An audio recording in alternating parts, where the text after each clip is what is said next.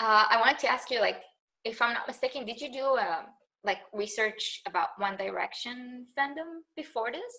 Yeah, when I was doing my master's, my thesis and all my research work was focused on the One Direction fandom. So, at that time, between 2010 to 2015, they were Yeah. obviously like the really dominant boy group in the world and dominant fandom. And so it was kind of fun to see and kind of fun to explore how like a community or subculture like that was able to take social media to like another level. But I definitely could not have imagined what Army is doing now when I was doing my master's, because I remember telling people like this is such a cool phenomenon with like directioners, and once One Direction goes on hiatus, I don't know what's going to happen to fandom. I don't think that there's going to be like another group to come and have the same impact, and then here's Army Yeah. a whole nother level that I couldn't even have imagined. So it's pretty incredible, and I'm super grateful and happy that I was able to do that research back then, because to be able to have that perspective of what was going on with that fandom a couple of years ago, and then to watch the evolution of social media and fandoms in these last couple of years, and then kind of compare the two, it's like it's pretty interesting. I was amazed by directioners back then, and I'm even more amazed of Army now. So yeah, just fandoms have always fascinated me. So I'm super lucky to have had this opportunity to study Army in this way, and I'll definitely be doing it for the next couple of years. So it'll be a lot of fun. It's really interesting, like, to think like what was like the Beatlemania back then, or the Backstreet Boys, like how those people would have behaved now and use social media, where back then it was non-existent. I mean, social media aside, it's like fun to see that evolution of like boy bands as well. Like it's definitely brought fan culture like and grown it to next level. But yeah, I mean, like I said, now with social media and like plus Army, it's kind of like perfect storm for this like huge impact and power. So it's been cool to see. Yeah. I wanted to ask, like, your research under what field of study is it?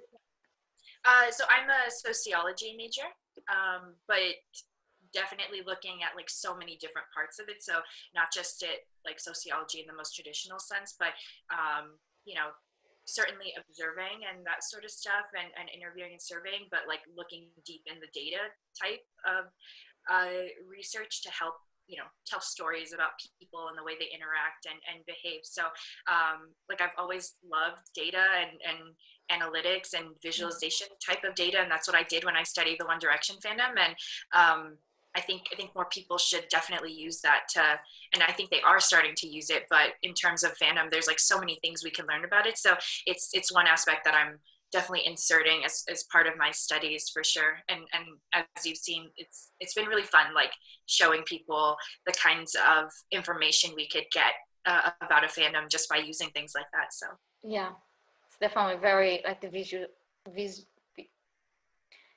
visualization of it is really, it really brings everything forward. Like it makes everything so clear, and you see like the impact, and you see it spreading, and it's yeah, absolutely. I mean, I tell people all the time, like we hear a lot about like different numbers and figures and stats, but when we see something with our own eyes, like it just makes it even more impactful to us. And so that's why I love doing it. Yeah. When you tracked One Direction, were you looking at something specific? Yeah. Yeah. So it feels, it's like weird because it feels like I'm talking about Army, but essentially I was it was focused on how they dominated and influenced worldwide trends. So it like feels like I'm talking about Army, but at the time, like that was such a big thing with One Direction too. So we see a lot of like similarities, but there are differences. But yeah, so it was for a couple of weeks, every single day, just like I similarly do now.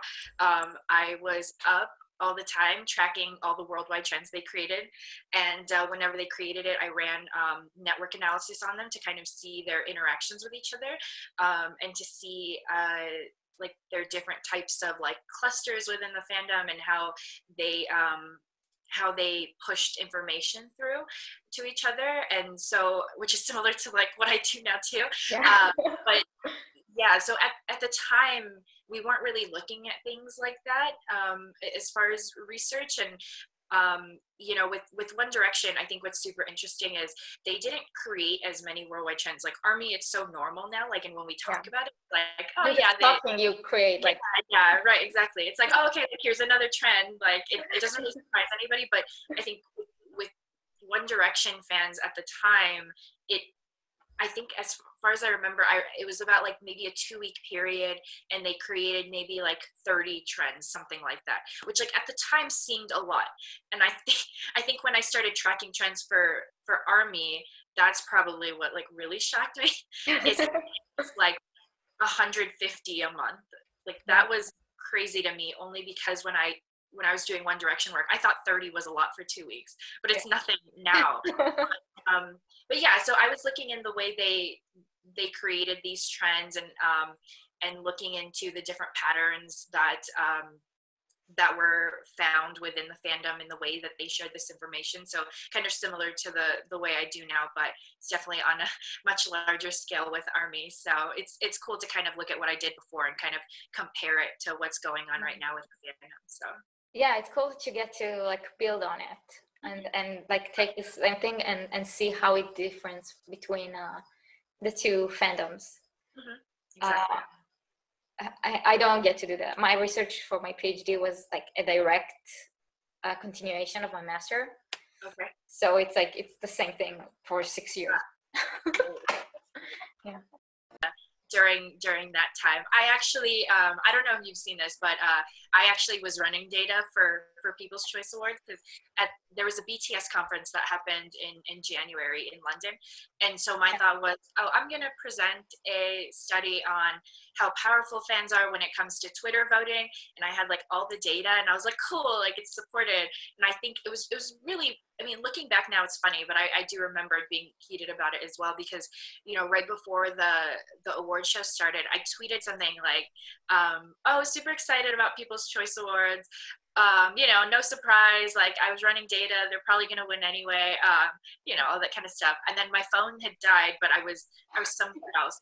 And then like, I think after the award show, I was like, well, let me like charge my phone, whatever. So I charged it, and I woke up to like I saw a bunch of notifications, and I was like, what is going on? And I couldn't believe that they lost. And yeah, everyone started uncovering like all these different types of things. But, you know, I myself was really frustrated, because I was like, well, I have this data that kind of backs up that they should have won. And I know other people had data about it too, but hopefully that's something I've been talking to people about this, about revisiting and potentially publishing this type of data. But yeah, it certainly brings into question the processes of all these different award shows, which obviously ARMY have been raising for quite a bit now. So yeah. Yeah.